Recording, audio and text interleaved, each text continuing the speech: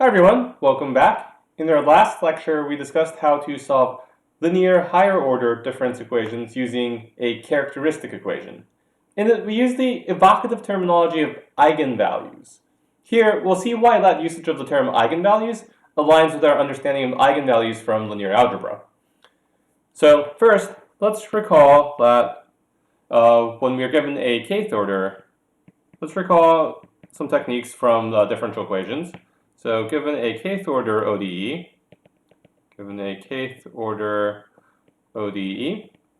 let's just put that in general terms, f of x, the kth derivative with respect to t. I'm going to omit the t's for notational simplicity.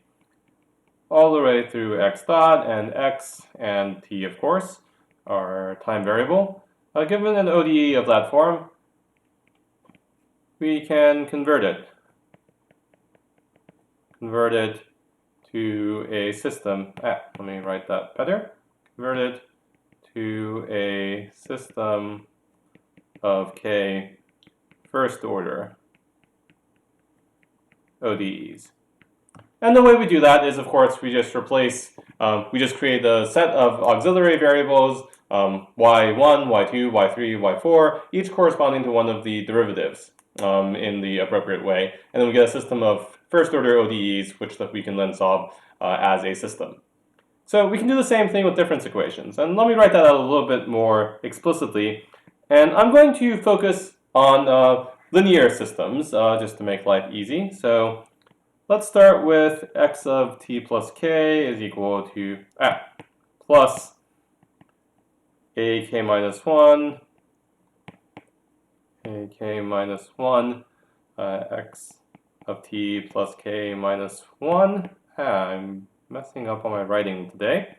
K minus 1 plus plus a1 x of t plus 1 plus a naught x of t is equal to b of t.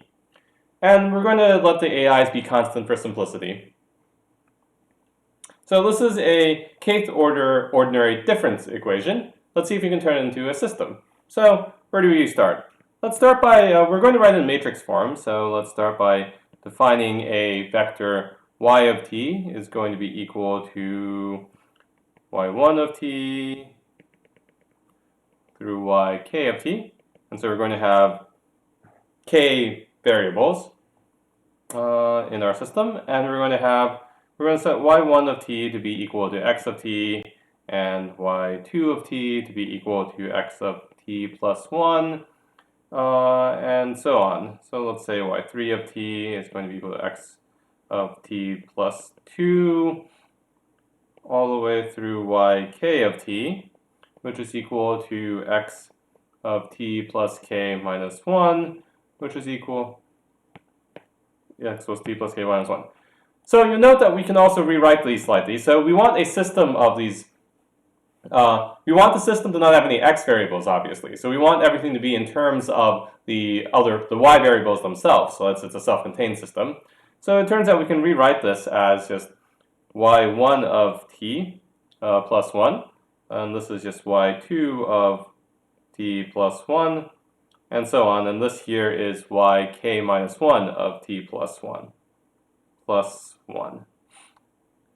And of course, then plugging those things in, we get that the original equation turns into yk of t plus 1 plus ak minus 1 of yk of t plus plus a1 y2 of t plus a naught y1 of t is equal to b of t.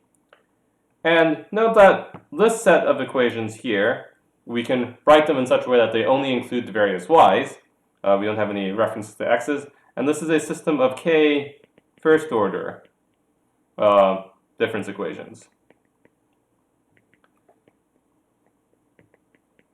And as you can see, the system is entirely equivalent to the kth order ordinary difference equation we started with. Let's rewrite this in matrix form, since that's a little bit nicer.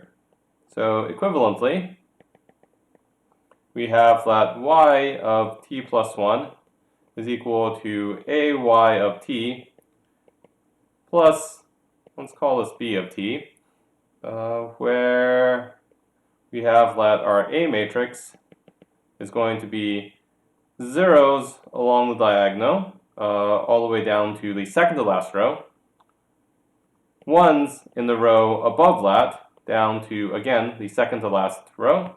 Let me make this slightly bigger.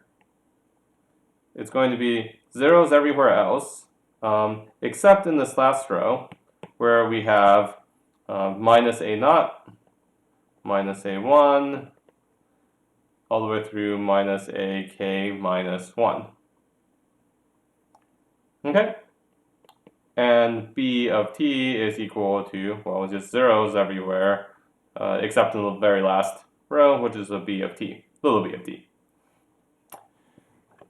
Okay, and we'll call this the companion matrix. So this is the companion matrix to the kth order companion matrix to the kth order scalar difference equation, whereby we can rewrite this as a system of first order difference equations. Okay, so what do we want to do now? So now, how do we solve this system? So we've already rewritten it in this nice matrix form, and well, now it looks sort of like a first order difference equation, except that, well, all of our entries are either scalars or matrices instead of just ordinary multiplication of, all of our entries are vectors or matrices instead of just scalars. But we can do much the same thing that we were doing with linear difference equations, and we can again use the principle of superposition. So, given a system, and I'm going to use the x variable again, now that we've shown that we can convert anything into a system of first order equations. So x of t is going to be equal to x of t plus 1. Oh, sorry, there should be an a. Got that backwards. X of t plus 1 is equal to ax of t plus b of t. So given that system, we can use the principle of superposition. So use principle of superposition because it is still linear. And let's just going to say that if we have a system to the homogeneous equation, so if x sub, let's call it x sub h. Sometimes you might also see this as called the complementary solution. I'm going to mostly use homogeneous solution just to match our textbook, but just be aware of that in case you remember the complementary solutions from your differential equations class. So x sub h of t plus 1 is equal to ax sub h of t, and if xp of t plus 1 is equal to axp of t plus b of t, well, then we have that xh plus xp is a solution. Also, by the principle of superposition, we know that xh of t is equal to sum over some I equal 1 to k ci linear combinations of xi of t's, where these xi of t's are linearly independent solutions to the homogeneous equation. Are linearly independent solutions to homogeneous equation. Equation.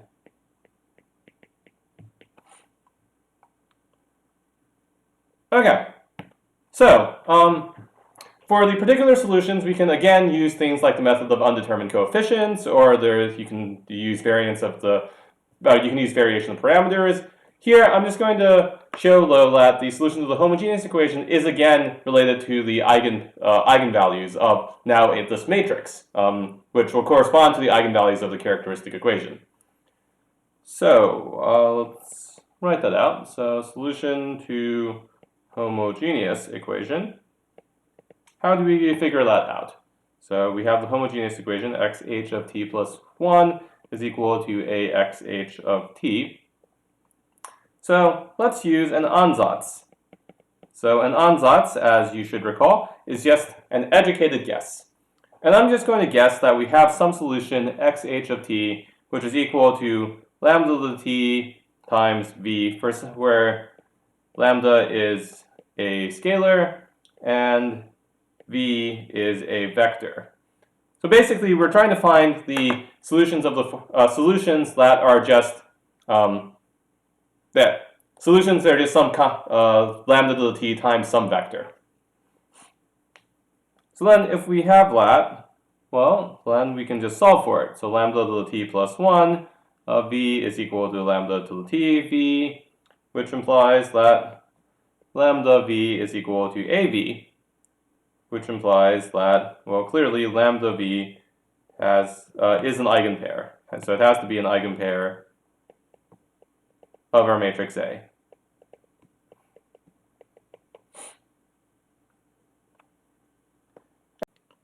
So the easy case is if all of our k eigenvalues are distinct. So if A has k distinct eigenvalues, then it also has k linearly independent eigenvectors, then also k linearly independent eigenvectors. So the solutions of the form lambda I to the t v I are linearly independent. Unfortunately, we're not always lucky enough to get k linearly independent eigenvectors and k distinct eigenvalues. And so sometimes our solutions will have a slightly different form.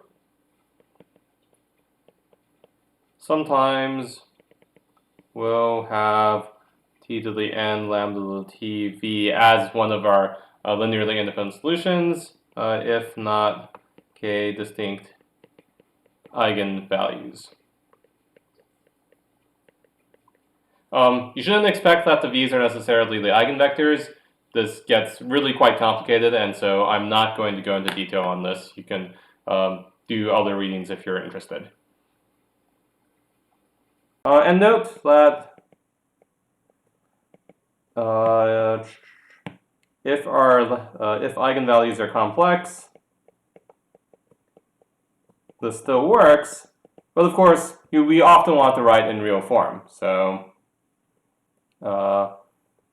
often we will want to write in real form. So we might get things like,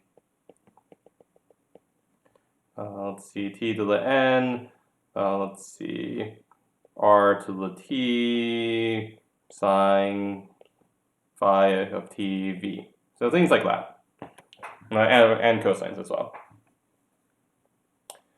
Okay, but anyway, let's not go into that in too much detail. Instead, let's move on to things we can say about this matrix A and its eigenvalues. So let's go ahead and put that define spectral radius. Those of you who've taken numerical analysis classes should already know this material, but it probably wasn't in your linear algebra classes. So if A is a k by k matrix, and it has k eigenvalues, not necessarily distinct, lambda 1 through lambda k, then the spectral radius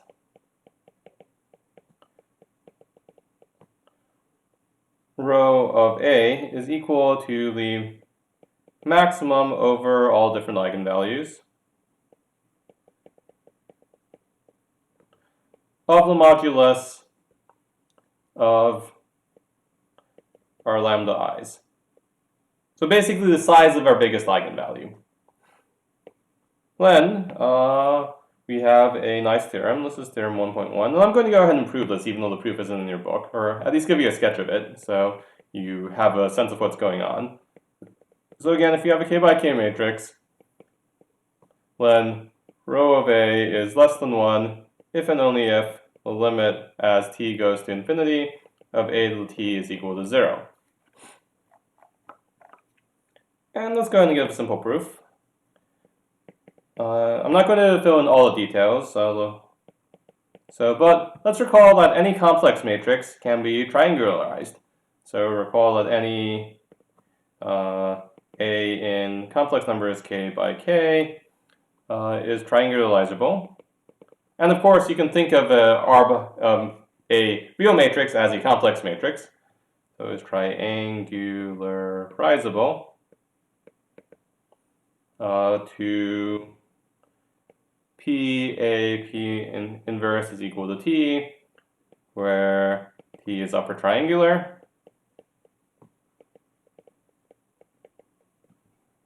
With eigenvalues along the diagonal.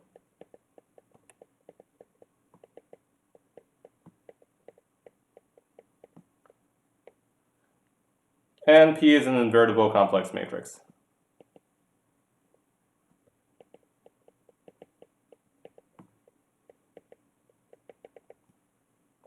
Okay, well, then we know that A to the T is equal to P inverse, PAP inverse to the T P. You can write that out pretty easily, which is equal to P inverse T to the T P. So, clearly the limit as T goes to infinity of T to the T is equal to 0 because the diagonal goes to 0. Goes to 0 if and only if all of the entries along the diagonal had modulus less than 1.